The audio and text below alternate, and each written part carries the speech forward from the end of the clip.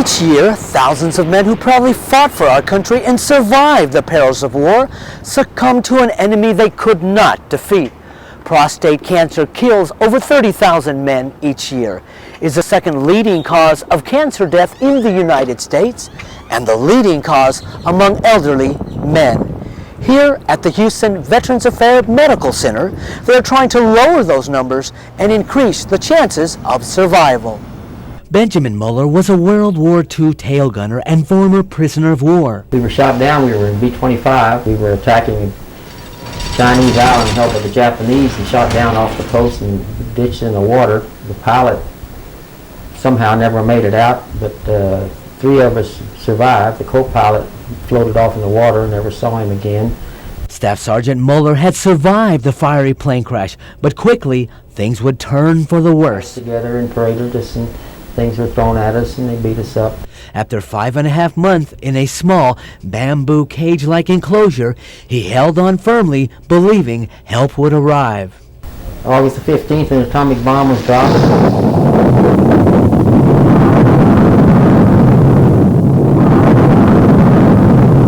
But the atomic bomb saved me because I weighed about 80 pounds, and another 2 weeks I think I'd have been dead. Having survived so much in war, Muller would later face another adversary. And, he diagnosed me in 1988 with prostate cancer. Then removing the prostate will not completely get rid of the cancer, and so I had radiation treatments, 37.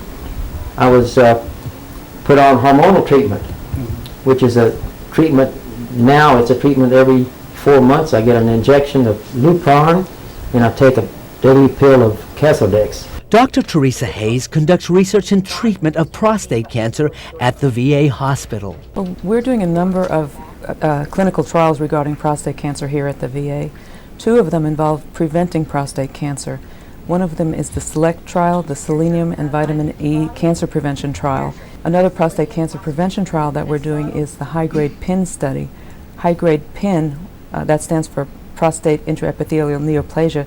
That's a premalignant condition, and we know that men who have this condition, a large proportion of them will eventually develop prostate cancer. Another study that we're doing is the early prostate cancer trial, where patients who actually have prostate cancer in an early stage are studied for a number of factors in their blood and in their lifestyle, but we used a medication called capecitabine or Xeloda and found out that many patients will have a good response to this new chemotherapy drug. When should men begin to worry about having themselves tested for prostate cancer?